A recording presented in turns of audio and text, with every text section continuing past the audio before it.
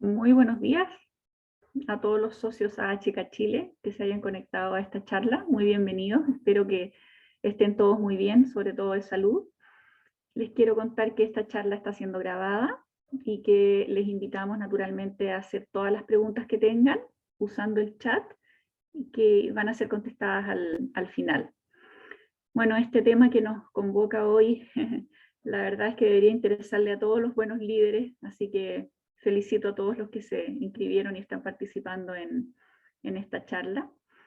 Quiero presentarles brevemente a nuestros panelistas. Jaime Silva, psicólogo, doctor en psicobiología de la Universidad Complutense de Madrid y la Universidad de Wisconsin-Madison, es director de investigación de la Facultad de Psicología de la Universidad del Desarrollo. Y Paula Pasalacqua, directora de HR Catalysis, partner de Aon Assessment Solutions para Latinoamérica. Tanto la UDD como HR Catalysis son socios de nuestra cámara. Así que sin más, dejo la palabra a Jaime, que entiendo que es el que va a exponer primero. Sí, ¿cómo están? Buenos días. Voy a presentar entonces, compartir la pantalla.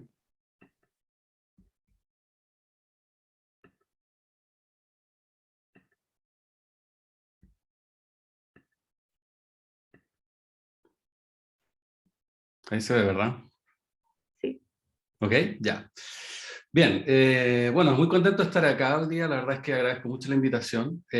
Siempre es una buena ocasión para nosotros que trabajamos en el mundo académico, en el mundo clínico, poder comunicar, ¿verdad?, nuestros conocimientos, nuestros avances en temáticas que muchas veces tienen esta relevancia social, como hoy día lo tiene el tema del bienestar, el tema del estrés, ¿verdad?, el tema de las emociones, el tema del autocuidado. Ayer estuvimos en una presentación masiva en la Corporación Providencia, con alrededor de 350 profesores y profesoras de la corporación, y la verdad que es impactante poder conocer de primera mano cómo ha sido la vivencia de tantas personas en este contexto de la pandemia.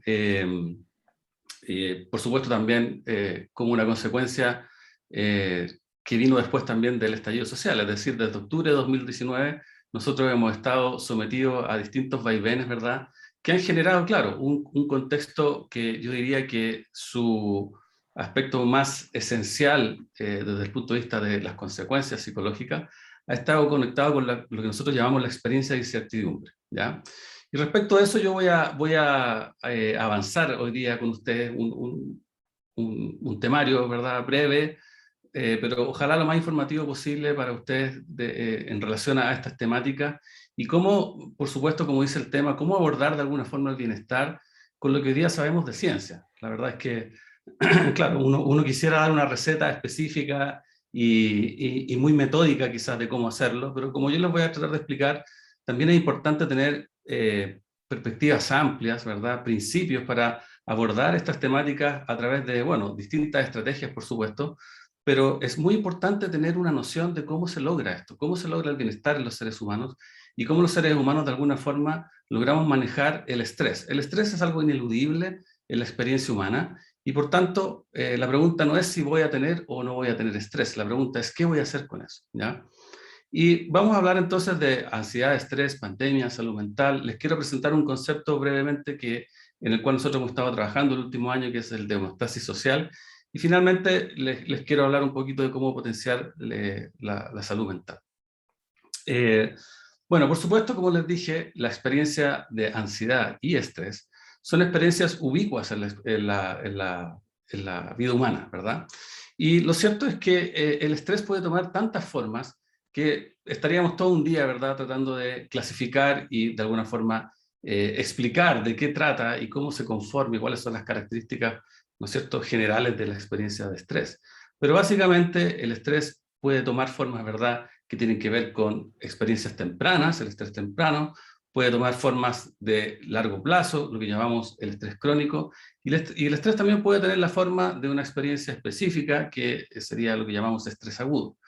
Lo que nosotros hemos vivido hoy día como población, ¿verdad?, y desde el punto de vista social amplio, por supuesto que puede ser considerado y es considerado lo que nosotros llamamos la experiencia de estrés crónico, ¿ya? Cuando uno hace un zoom in, ¿verdad?, en esta experiencia, la verdad es que el estrés puede tener distintas causas, distintos orígenes. Nosotros estamos hablando de un contexto de pandemia, por supuesto, pero en ese mismo contexto, en el fondo, los elementos que gatillan el estrés pueden ser, como aparece ahí, el estrés laboral, el estrés económico, y muy importantemente, lo que nosotros hemos estado trabajando durante muchos años es el tema del estrés interpersonal, ¿ya? La verdad es que si ustedes exploran sus propias vivencias, no hay nada más estresante para un ser humano que otro ser humano, ¿ya? Las emociones más intensas que un ser humano puede vivenciar son emociones que experimenta en torno a otras personas, ¿ya? Por tanto, uno de los aspectos esenciales que uno debiera y debe mirar, ¿no es cierto?, cuando una población, una sociedad vive desafíos y desbalances, ¿verdad?, asociados a experiencias adversas, es el modo en que nos relacionamos, ¿ya?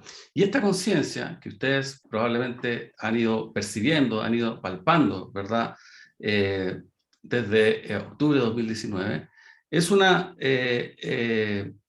necesidad que ha ido crecientemente haciéndose consciente en la población, haciéndose consciente en las personas, ¿ya? Como yo les decía, la pandemia genera una cantidad de experiencias emocionales, ¿verdad? Inconmensurable, por supuesto, pero sin embargo, todos los reportes internacionales, nacionales, han mostrado que la incertidumbre, ¿verdad?, es probablemente el sentimiento más intenso que se ha experimentado de manera genérica, digamos, ¿ya? Ahora, la incertidumbre en sí misma no es una experiencia emocional. La incertidumbre es una percepción que da origen a emociones, ¿ya? Y una de esas emociones es la ansiedad. Por eso es tan importante entender la ansiedad en este contexto y además, ¿verdad?, podemos decir que la ansiedad probablemente es una de las experiencias más importantes también en la experiencia general del estrés en su conjunto. Por tanto, en este contexto, como también en un contexto más amplio, comprender la ansiedad es uno de los aspectos esenciales para manejar el estrés, ¿ya? Cuando queremos hacer eso, yo pongo un ejemplo que es simple, pero que es muy, muy informativo respecto de la dimensión temporal de las emociones, ¿ya? Las emociones tienen muchos elementos, por eso digo, esto es un ejemplo de esto. Pero una de las dimensiones centrales de la experiencia afectiva y que nos va a ayudar a entender el tema de la ansiedad es esto que hablamos, mencionamos como el posicionamiento de una persona cognitivamente en un espacio-tiempo distinto al que se encuentra. Es decir, todos los seres humanos, en algún punto de nuestro desarrollo, comenzamos con mayor complejidad cada vez, ¿verdad?, a tener representaciones que nos liberan del aquí y ahora, ¿ya?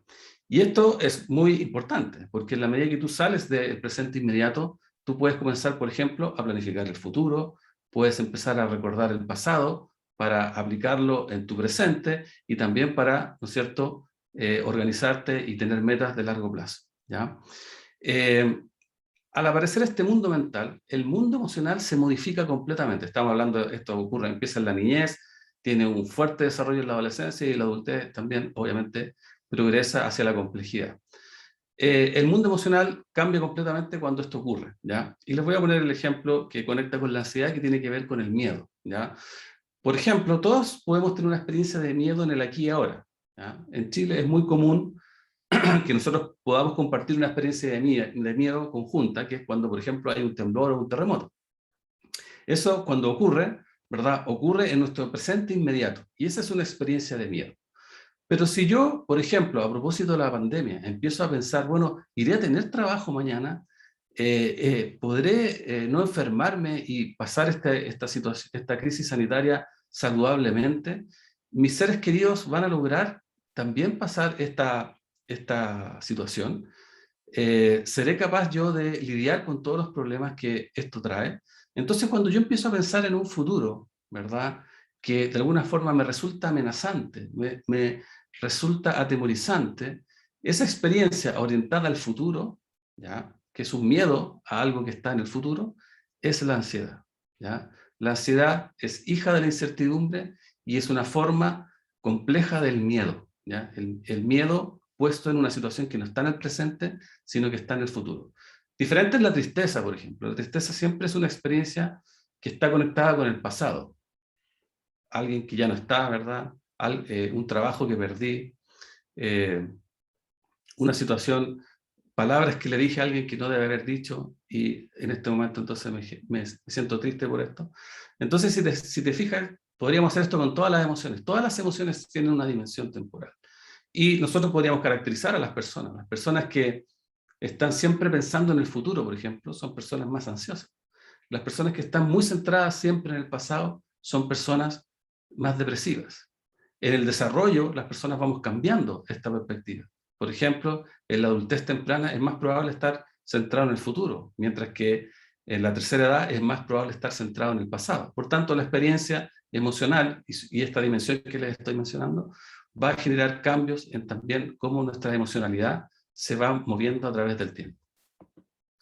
Bueno, hablemos un poquito y rápidamente de la pandemia y la salud mental.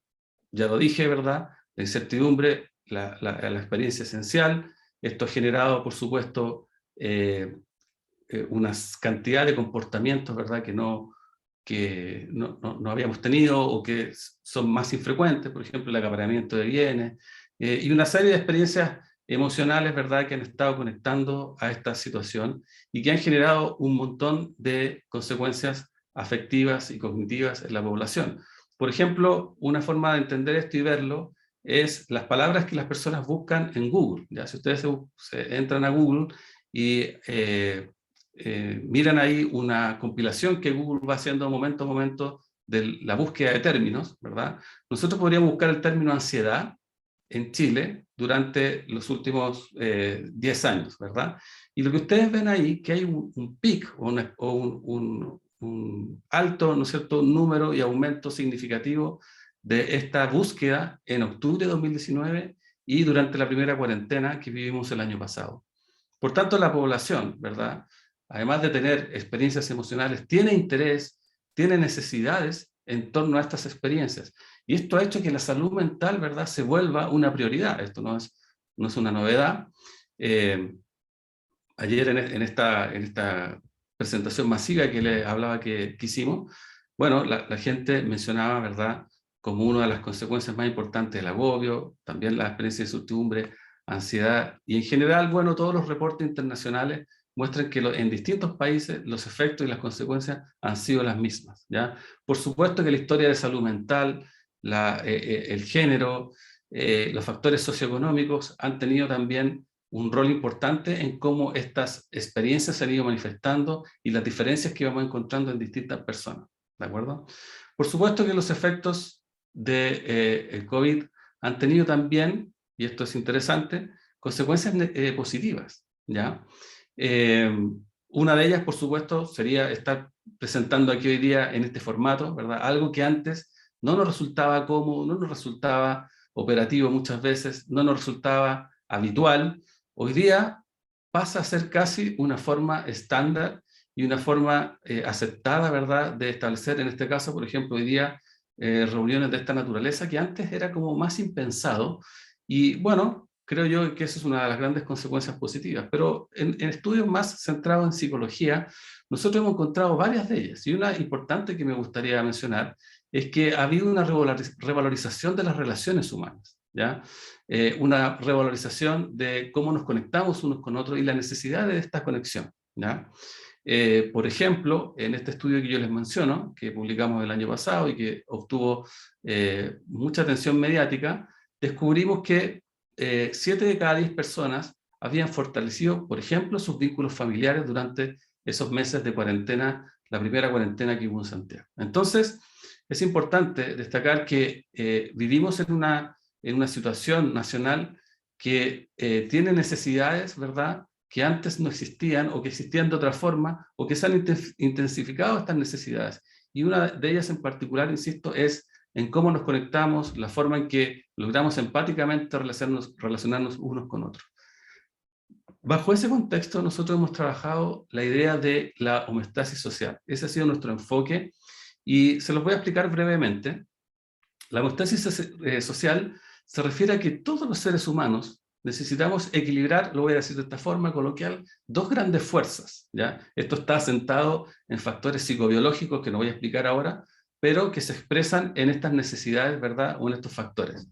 Todos los seres humanos tenemos una necesidad, como dije antes, de estar conectados, de participar, de vincularse con otros, y al mismo tiempo, y con la misma intensidad muchas veces, tenemos una necesidad de ser independientes, de tener autonomía y tener libertad. Por tanto, en cada relación, en cada contexto, en cada momento del ciclo vital, todos los seres humanos necesitamos, por un lado, sentirnos conectados y por otro lado, tener libertad e individualidad. Les voy a poner un ejemplo en el desarrollo temprano, que es el ejemplo más básico, que es el apego.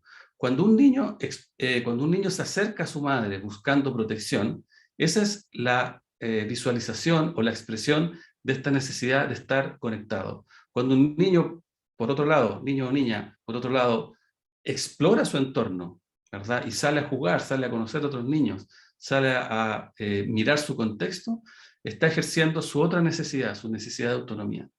Si yo solo tengo una autonomía, ¿verdad? Experimento luego aislamiento, ¿ya? Si yo solo tengo vinculación, experimento hacinamiento, ¿ya? Entonces, pensemos en la situación actual, ¿ya? Donde muchos de nosotros, ¿verdad? Nos hemos visto sometidos a la experiencia de estar en un mismo lugar, ¿verdad? Con las personas que queremos, pero con nuestras necesidades de autonomía en juego. Por tanto, la experiencia de hacinamiento y de aislamiento hoy en día, separadas o en conjunto, se han hecho muy intensas, ¿ya? De hecho, nuestro enfoque y nuestro estudio ha sido analizar esto. ¿Es posible, verdad, lograr una homeostasis social en pandemia, un equilibrio entre estas necesidades que todos los seres humanos tenemos? Bueno, nosotros hicimos un estudio y para que ustedes lo vean rápidamente acá, les quiero pedir que comparen estos dos grupos que les voy a mostrar, el grupo que llamamos equilibrados versus el grupo que llamamos agobiados, ¿ya? El grupo equilibrado serían personas que logran sentirse vinculados, pero al mismo tiempo logran sentirse independientes, autónomos y con libertad. Los agobiados son personas que, al revés, no tienen ninguna de estas dos necesidades que mencioné satisfechas, por tanto, no se sienten ni vinculados, ni se sienten, por otro lado, independientes y libres, y por tanto, la experiencia de hacinamiento y aislamiento es intensa en ello. Cuando tú haces ese análisis, la verdad es que todo el tema de salud mental se organiza y se ordena. Fíjense en los resultados, aquí el grupo azulito es el grupo equilibrado y el grupo que es este color amarillo, parece, es el grupo agobiado. Y si ustedes se fijan, cuando miramos la tristeza, la ansiedad, la incertidumbre y el estrés asociado a la situación actual, vemos que se ordena completamente al considerar estos elementos. Las personas que equilibran estas necesidades básicas en las relaciones interpersonales tienen muy baja sintomatología, mientras que las personas que tienen el mayor desequilibrio en ellas son las que tienen la mayor sintomatología. Bien, ¿cómo lograr bienestar psicológico y, por supuesto, cómo lograr psicológico más allá de la pandemia? ¿Ya? En este sentido, quisiera referirme breve y rápidamente a las condiciones que favorecen la salud mental. Y la perspectiva que les quiero dar, ¿ya? Es una perspectiva que diferencia entre estrategia y receta, ¿ya? Cuando tú das una receta, en el fondo enseñas pasos específicos a una persona de cómo resolver un problema o realizar una acción, ¿verdad? En cambio, cuando tú tienes una estrategia, tú le enseñas a una persona cómo visualizar un problema y entonces la persona puede, con esa estrategia, realizar sus propias acciones, puede crear sus propias recetas. Por ejemplo, la música podría ser un ejemplo concreto de esto. Si tú te aprendes varias canciones, por ejemplo, en guitarra, no eres un músico, ¿ya? Un músico es una persona que conoce de armonía, que conoce de melodía, que conoce de ritmo. Si yo conozco de armonía, melodía y ritmo, yo puedo, claro, saberme muchas canciones, pero también puedo crear, inventar mis propias canciones. Entonces, esa es la diferencia entre tener recetas versus tener una estrategia, ¿ya? Cuando tú tienes una estrategia, puedes avanzar creativamente. Y en ese sentido, nosotros hemos estado trabajando hace un tiempo, estamos en distintos niveles de la universidad, a través de un enfoque elaborado inicialmente por Richard Davidson. Yo parte de mi doctorado lo realicé con él en la Universidad de Wisconsin, y bajo ese paradigma hemos trabajado en los elementos o en las dimensiones que más se relacionan con el bienestar en el largo plazo. Me interesa que ustedes entiendan que más allá de todas las cosas que uno pudiera hacer en lo concreto, hay que resguardar 4 dimensiones. Y lo importante es tener estas dimensiones no solamente como individuos, sino que las organizaciones y las instituciones, y por qué no decirlo, las políticas públicas, debieran tener en cuenta la existencia y la necesidad de que estas dimensiones se actualicen, ¿verdad?, positivamente en la mayor cantidad de personas posible, ¿ya? Esa es la combinación de estas 4 dimensiones lo que caracteriza la persona que vive una vida con bienestar psicológico. No es la vida sin problemas, no es la vida sin estrés, es la vida que combina estas dimensiones que les voy a mencionar ahora rápidamente. Como ustedes ven ahí, tenemos 4: conexión interpersonal, el aquí y ahora, el propósito y la autoconciencia. Les voy a hablar brevemente en estos 10 minutos que me quedan de cada una de ellas. El estar conectado se refiere a que todos los seres humanos, como les dije al principio, necesitan sentirse conectados en vínculos positivos, en vínculos satisfactorios, en vínculos donde uno se siente reconocido, valorado y protegido, ¿ya? Esto es algo esencial. Piensen en ustedes en sus propias vidas. Cuando falla la relación con las personas que queremos, en realidad todo falla, la vida pierde sentido, la emocionalidad se torna negativa y displacentera, y por tanto la base para los seres humanos es el estar conectados unos con otros. Yo siempre digo, los seres humanos nacimos para estar conectados, y eso genera nuestra característica esencial, que somos seres sociales. Por tanto, las instituciones, las organizaciones, las empresas, las políticas públicas deben considerar y deben fomentar al interior y en sus intereses la generación de las condiciones básicas para que las personas se sientan parte. Y de hecho, una de las dimensiones que se ha estudiado y que se ha relevado en el gobierno, por ejemplo, respecto de lo que ha sucedido en el país, es lo que se ha llamado la crisis de la cohesión social. La crisis de la cohesión social habla de esto, habla una crisis de cómo nos conectamos, de cómo nos relacionamos unos con otros. Es largo de contar, es otro tema, pero lo dejo ahí enunciado. El aquí y ahora se refiere a que todas las personas necesitamos en algún momento de nuestro día y de nuestra habitualidad estar conectados positivamente con el aquí y ahora, ¿ya? Como yo les dije anteriormente, la mente humana, ¿verdad?, es una mente que divaga en el espacio-tiempo, y por tanto estar centrado siempre en lo que va a ocurrir o en lo que ocurrió, ¿verdad?, es una de nuestras características esenciales, y por tanto no es tan fácil tener un foco en el aquí y ahora. Hay un meme que se los voy a mostrar ahí, que me parece fantástico, por eso lo tomé de Instagram esto. Ustedes ven ahí la persona que se ve agobiada, atribulada por todos sus pensamientos, ¿verdad?, por todo lo que tiene que hacer, por todo lo que no hizo, por ejemplo, y por tanto no es capaz de conectarse positivamente con su presente, que es un paseo en un parque con su mascota, ¿verdad? Pero la mascota, que no tiene este mundo mental del futuro y del pasado, ¿ya?, es capaz de conectarse activamente y momento a momento con su presente. Y el presente, y esto es uno de los principios de la experiencia humana, esto es muy bonito, es siempre positivo, ¿ya? Hay algunas historias en la historia de la neurología de pacientes que han tenido lesiones cerebrales que les impide entrar en este mundo mental que yo les decía del futuro y del pasado. Y entonces son personas que están completamente centradas en su presente. Cuando las personas se centran en el presente y tienen estas patologías, por ejemplo, no son personas tristes, son personas muy felices, ¿ya? Y eso es dramático, porque la verdad es que nuestras grandes capacidades también generan emocionalidades que tienen estas características más negativas, pero que por supuesto, claro, nos hacen crecer, y por tanto lo relevante aquí no es no tener este mundo en la dimensión temporal del futuro y del pasado, sino que también saber focalizarse con el presente. Hay una serie que se las recomiendo, que se llama Afterlife. Y es una serie que se ve muy claramente esto, ¿ya? Es una serie que tiene 2 temporadas y 6 capítulos cada uno. Se las recomiendo porque, bueno, cuenta la historia de este chico que, bueno, no este chico, este caballero, ¿verdad? Que muere su esposa, ¿ya? Y por tanto, al morir la esposa, él hace todo un proceso de duelo. De hecho, uno podría decir, bueno, la serie se trata del duelo del protagonista, ¿ya? Y él está tan mal que hay 2 escenas, hacia el principio de la serie y otra hacia el final, donde él piensa y está a punto de suicidarse, ¿ya? Muy focalizado en la imagen de su esposa que perdió, ¿verdad? Sería el pasado. Y es bonito ver cómo esa escena se resuelve o se corta esta experiencia cuando aparece su perra, por eso la perra tiene un rol ahí importante incluso en la portada de la serie. Su perra le ladra porque tiene hambre, ¿ya? Entonces, cuando el protagonista se conecta con el presente de pronto, ¿verdad?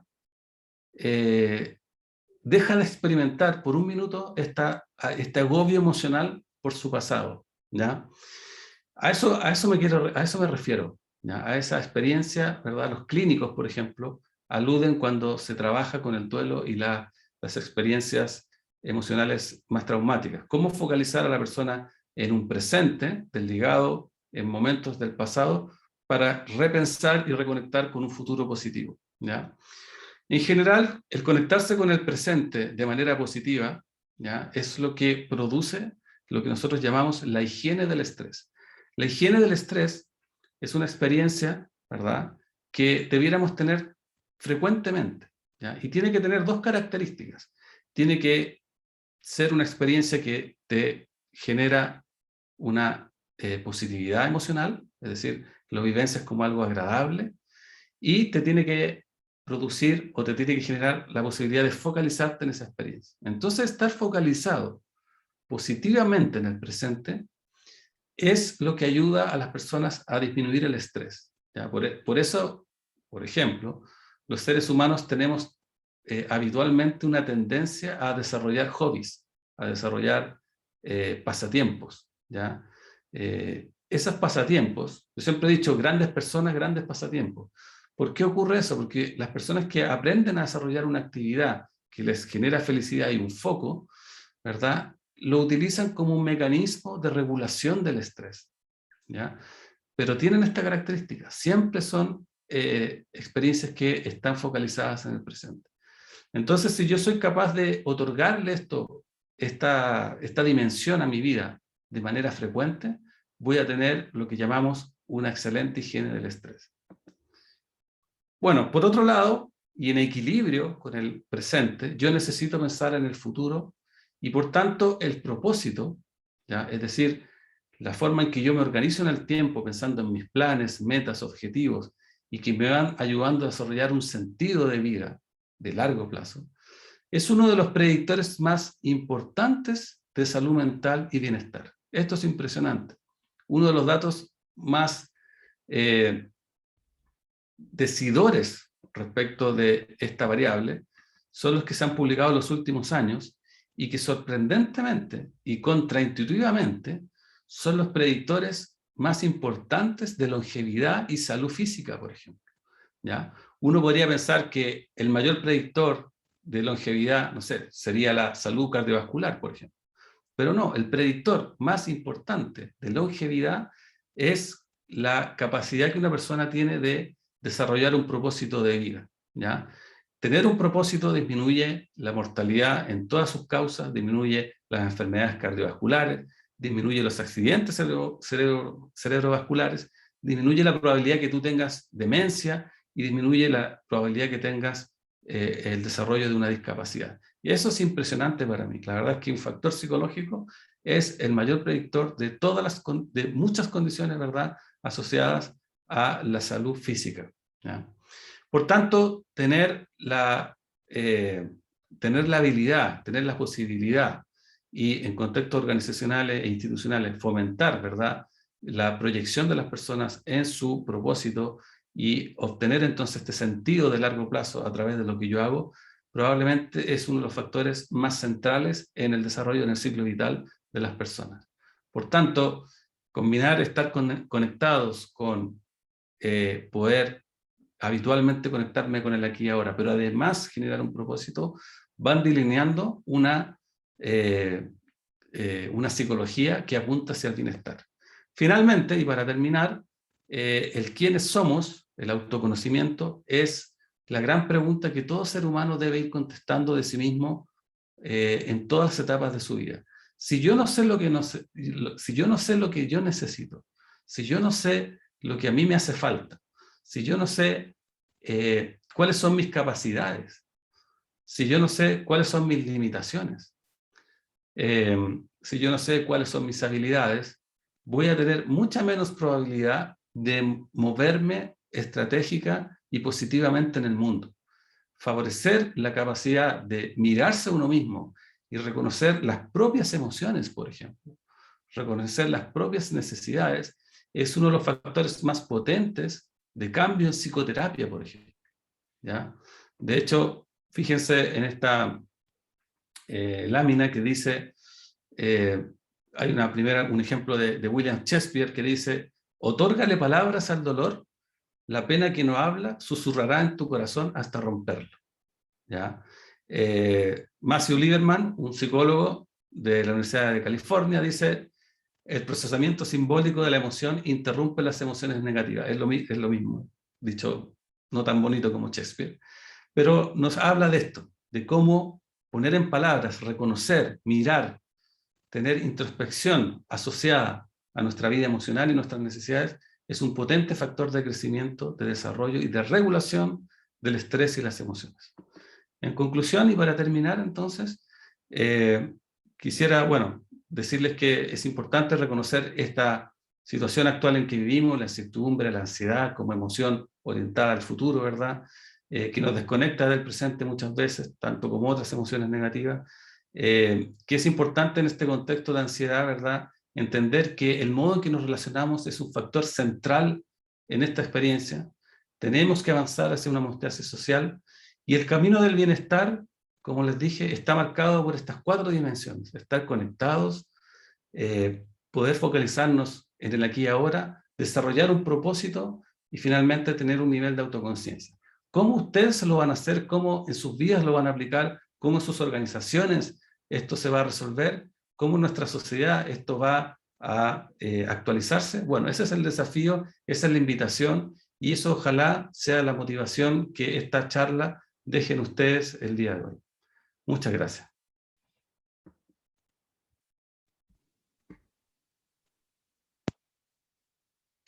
Muchas gracias, Jaime, por tu presentación. Ahora vamos a dar la palabra a Paula Pasalacqua para que prenda su cámara. Ya me apareció Gracias. en cámara. Ahora, Jaime, si puedes tú apagar tu cámara y tu micrófono Sí. para que comience su presentación, Paula, por favor. Muchísimas gracias. Bienvenida, Paula. Gracias. ¿Me escuchan? ¿Me escuchan bien? ¿Ven también la presentación ya? Sí, todo perfecto. Sí, perfecto. Bueno, yo en realidad vengo aquí justo, Jaime habló un poco de la diferencia entre la estrategia y las recetas. Y la verdad es que yo aquí vengo a dar recetas, porque es un poco a estimularlos con ideas. Cuando uno quiere convertirse en un chef, uno tiene que practicar primero con distintas recetas, encontrar las que a uno más le gusta, hasta poder ir desarrollando estas capacidades. Entonces la idea es que vamos a revisar un poco para estos 4 factores que Jaime habló: el estar en el aquí y ahora, el tener estas relaciones positivas, el tener un propósito y también el autoconocimiento. ¿Qué cosas podemos hacer en el día a día en el trabajo para poder fomentarlas? Y la primera pregunta es cómo estar más presente en el trabajo, sobre todo hoy día, que la verdad es que de repente el trabajo se nos mezcla con la casa cuando estamos en home office, con los niños, si es que no hay, si es que también está el colegio por video. Entonces la verdad es que aquí hay varias cosas que nos pueden ayudar a estar más conscientes y más aterrizados en el día a día. Por ejemplo, algo bien importante que uno podría hacer y que sería es tener una intención para empezar el día, partir el día pensando en una intención como, por ejemplo, hoy voy a ver mis obstáculos como algo positivo. O sea, son cosas que nos ayudan como a setear la actitud que queremos tener en este día. Y como hacer, es como ponerle un color al día que en el fondo con el que voy a tamizar todas las experiencias que yo tenga. Y esto idealmente que veamos cómo poder recordarlo con un post-it en el computador o, no sé, hace súper poco supe de una app que la encontré genial, que es, manda pensamientos todo el día en el teléfono, 5 veces al día, sobre cómo todos nos vamos a morir, que suena como una cosa súper terrible, pero la verdad es que hace que uno valore el estar aquí y ahora vivo y pudiendo hacer distintas cosas. Bien, bien interesante. No recuerdo bien el nombre, pero si quieren después se los puedo mandar. Lo otro que podemos hacer es hacer que nuestro trabajo tenga sentido. Y esto es bien importante porque no siempre todo lo que nos toca hacer en el trabajo nos gusta. Entonces, el poder hacer una lista de qué es lo que me gusta de mi trabajo, cuáles son los aspectos por los que yo hago lo que hago, y por ejemplo pensar en las partes más administrativas que van con eso, que de repente a uno no le gusta tanto hacer, el papeleo, qué sé yo, pensar cuál es el sentido de lo que yo estoy haciendo, por qué, y eso me ayuda de nuevo a mantenerme en el, por eso estoy haciendo lo que estoy haciendo, estoy aquí y ahora. Esto de aprender a estar presente quizás es justamente un gran desafío, y como Jaime lo explicaba, es el desafío porque por un lado tengo que estar presente, pero por otro lado tengo que estar con el propósito de pensar para dónde voy. Pero aquí en el estar presente en el trabajo, quizás durante distintos momentos en el día, tomarse el tiempo de darse cuenta dónde estoy sentado, quiénes están alrededor, qué sonidos estoy escuchando, dónde estoy sentado, cómo se siente mi cuerpo en la silla o si estoy adentro de mis zapatos, como realmente como aquí y ahora. Lo otro que les súper recomendaría es hacer una pausa para meditar. Y esto de verdad que a veces nos cuesta harto, no todo el mundo, esto como de sacarse los pensamientos es como súper difícil, y la verdad es que no se trata de eso. O sea, hay veces que existen apps también, aquí yo recomiendo harto las apps porque ayudan mucho. Hay apps que en un minuto nos ayudan a respirar 4 veces profundo y nos ayudan a volver a centrarnos y a continuar con lo que estamos haciendo, sobre todo cuando nos empezamos a dar cuenta que nos empezamos a agobiar, a abrumar con el trabajo que tenemos que hacer. A veces tomarse ese minuto para respirar hondo por tu propia cuenta o con ayuda de una app realmente hace una diferencia para la calidad y la intención con la que uno puede continuar el resto del día. Lo otro, que en realidad hay como una gran valoración del multitasking, hacer muchas cosas al mismo tiempo. Y la verdad es que cuando hacemos muchas cosas al mismo tiempo, tenemos mucha mayor probabilidad de cometer errores, de no quedar satisfechos con la calidad del trabajo que hacemos. Y desde ahí la recomendación es concentrarse en hacer una tarea a la vez. Realmente estas típicas listas que uno a veces se hace en la mañana de todo lo que tengo que hacer, ordenarla por importancia, darse incluso en el calendario un tiempo limitado o sea, como asignarse tiempos en el día, en la medida que uno pueda, y realmente dedicarse a solamente esa tarea, o sea, desconectar el WhatsApp, desconectar el correo, avisar, o sea, no sé, probablemente muchos de ustedes han visto como Instagram, donde hay incluso carteles en la puerta que les dicen a los niños como en este momento el papá, la mamá no puede, no hay que molestarlo, estamos en reunión, si es que uno está en home office, por ejemplo, y realmente darle esa calidad y ese foco al trabajo que uno está haciendo. Lo otro es, no sé si han escuchado, la verdad es que es algo como bien de psicología, la práctica de la mentalidad de crecimiento. Hay una psicóloga, la Carol Dweck, que propone que hay personas que pensamos que tenemos el talento que tenemos las habilidades y las capacidades que tenemos, y con eso hay que moverse en la vida. Mientras que hay otras personas que ya descubrió que tienen una mentalidad de crecimiento, que piensan que todo nos está preparando para seguir mejorando nuestras capacidades, nuestras habilidades, la forma en la que nos comportamos, y están siempre orientadas a seguir creciendo. Entonces, desde ahí, los desafíos los ven como oportunidades de continuar creciendo. Y este pequeño cambio de actitud a veces hace que en vez de ser súper perfeccionistas y sentirnos pésimos cuando cometemos un error, cuando algo salió mal, cuando mandamos un correo, una falta de ortografía o lo que sea, el poder pensar, hey, no, con esto estoy aprendiendo y la próxima vez lo voy a hacer mejor. Y esta es una oportunidad que me estoy teniendo hoy día para poder seguir creciendo. Esa actitud también nos ayuda a enfocarnos en el día. Lo otro que también podemos hacer es aceptar los sentimientos. O sea, tenemos siempre la idea de que hay emociones negativas que como que hay que sacarlas. Y el poder a veces parar, cerrar los ojos, respirar y mirar cuál es la emoción que estoy sintiendo, dónde la estoy sintiendo, de dónde está saliendo, qué fue lo que de repente me angustió, qué conversé antes, me llegó un correo, vi mi calendario, de dónde viene esa angustia y en el fondo, como dice Jaime, más que una cosa como hacia el futuro vaga y amplia, realmente poder como contactarme y ver, al poder mirar esta emoción de afuera ya es una forma que me ayuda a que no me invada y que yo la pueda gestionar, que yo pueda ver de dónde viene y que puedo efectivamente, qué pasos concretos puedo hacer si es una emoción que no me hace bien, que yo siento que en el fondo me tiene una cosa desagradable, cómo la puedo gestionar y controlar.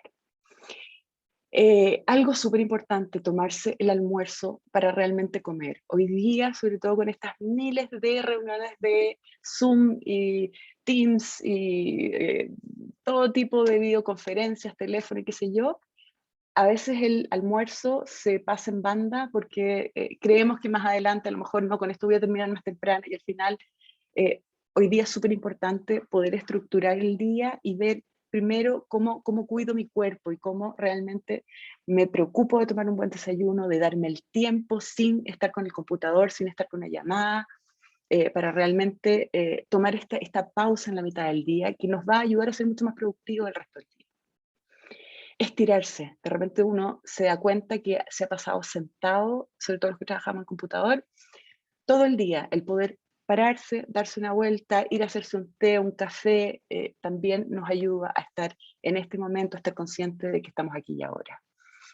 Y por último, en estas típicas listas que uno se hace de todo lo que hizo, muchas veces uno las va borrando y no se da cuenta todo lo que sí logró en el día, y a veces nos enfocamos mucho en todo lo que nos faltó terminar en el día. Es importante realmente ser conscientes y casi, así como mantenemos una lista de todo lo que tenemos que hacer, mantener una lista de todo lo que hicimos para estar realmente conscientes de que hemos sido efectivos y hemos tenido un día bien aprovechado y volver a esta intención del principio del día donde yo vea, bueno, ¿cómo me fue con mi intención? ¿Realmente fue un día con esta intención que yo tuve? Entonces, esto son cosas que nos ayudan para estar en el aquí y ahora. El otro tema que Jaime tocaba es cómo puedo tener mejores relaciones en el trabajo. Y aquí la base de todo esto, y que Jaime también lo señaló, es yo tengo que conocerme. Esto es algo que realmente es importante y es transversal para muchos de los temas de bienestar emocional. Si yo sé cómo soy y cuáles son mis fortalezas y cuáles son mis oportunidades de mejora, realmente desde ahí me puedo relacionar mucho mejor con los demás. Hoy día, concretamente en esto de que de repente no estamos físicamente juntos, el poder programarse momentos y reuniones y café, por ejemplo, virtuales, es súper importante y realmente ponerlos en el calendario y no dejarlos opcional. Programarse con quién me quiero juntar, a quién no he visto hace tiempo, de quién no he sabido cómo está. De repente 15 minutos de esto energizan el día y la relación de una manera que uno lo deja muy, muy satisfecho. Otra forma de profundizar las relaciones en el trabajo es hacer preguntas y escuchar. Muchas veces no sabemos realmente cómo está el otro. Preguntamos, ¿cómo estás? Pero es esta pregunta formal, de esta pregunta que en el fondo uno jamás espera que el otro responda. Y para eso tenemos que darnos estos tiempos. Poder ofrecer ayuda. Si tengo la sensación de que alguien está pasándolo mal, que veo que está más irritable, que noto que a lo mejor no está entregando el trabajo de calidad que siempre entrega, realmente poder ofrecer ayuda. Y de la misma manera, otra forma súper importante para profundizar las relaciones es saber cuándo yo tengo que pedir ayuda, porque realmente para profundizar una relación tiene que ser bidireccional, o sea, tengo que poder aportar, pero también la otra persona necesita sentir que me puede aportar. Es importante también valorar la función de cada colaborador. Siempre vamos a tener colegas donde hay ciertos aspectos con los que no estamos de acuerdo o que queremos que ojalá funcionaran de otra manera y nos enfocamos muy rápido en todo lo negativo que sentimos que esa persona no nos está complementando. Entonces, para una buena relación siempre es importante ver qué es lo que realmente sí esa persona hace súper bien y cómo desde esas fortalezas me puedo relacionar con esa persona para tener una mejor relación, y desde ahí seguramente todos estos otros aspectos va a ser mucho más fácil dar retroalimentación y realmente poder ayudar a que esos aspectos mejoren. Súper importante mantener los compromisos, o sea, las relaciones laborales a veces sufren bastante cuando no llego con las cosas, el otro contaba conmigo y yo no llego con las cosas al tiempo, o llego atrasada a la reunión y por ejemplo están todos esperándome solo a mí. Por supuesto eso afecta también las relaciones más allá del trabajo. Y bueno, y un poco una relación en línea con el tema que hablamos recién, mantenerse presente. O sea, si estoy en este momento con alguien, no estar con el teléfono, no estar pensando en lo que, o sea, si me tomé 15 minutos para un café, me tomo estos 15 minutos realmente para mirar a esa persona y entender y conversar cómo estamos y realmente energizar la relación. El propósito, cómo también llevar este propósito no solo personal, sino que también laboral. De nuevo, el autoconocimiento es la base, saber qué me motiva. Si yo no sé qué es lo que quiero, qué me motiva, qué me mueve, es súper difícil que pueda encontrar cómo satisfacerlo. Entonces, ya sabiendo qué es lo que me motiva, cuáles son mis valores, qué es lo que me importa, qué es lo que me mueve, es importante poder mirar cuáles son los valores de mi organización, qué acciones está tomando mi organización, de manera de sentir que realmente estoy en un lugar que apoya y que me permite potenciar el propósito que tengo. Otra forma de hacerlo es descubrir cómo poder ayudar a la empresa en este propósito. O sea, a veces hay aspectos que quizás están declarados, pero no se están haciendo acciones, actividades, y ver de qué manera puedo con este propósito, con esto que es importante, sugerir algún tipo de programa, de proyecto, donde yo pueda realmente hacer algo que va en línea con esto que me hace vibrar. Otro aspecto que nos toca harto en recursos humanos es que las medidas de desempeño, cuando uno hace una evaluación de desempeño, muchas veces estos KPI tienen que ver con cumplir X facturación o con temas que en verdad uno de repente siente que hay como una distancia para sentir que esto me motiva. Y aquí se trata de medir el desempeño de muchas formas distintas, de pensar a lo mejor que, no sé, si lo típico que estoy pensando en ventas, que si tengo que vender X, esa sea una medición, pero también el nivel de relación que logro con mi cliente. Cómo mi cliente a lo mejor internamente me está ayudando o me está dando, cómo se comunica conmigo, me da reuniones donde realmente me cuenta lo que está pasando adentro. O sea, buscar otro tipo de mediciones que vayan en línea con lo que a mí me importa y que me muestren que efectivamente estoy en el lugar donde tengo que estar. Otro aspecto, y que se va un poco también en profundizar las relaciones, es ser mentor, capacitar y ayudar a los demás, sobre todo en temas que a uno le importan.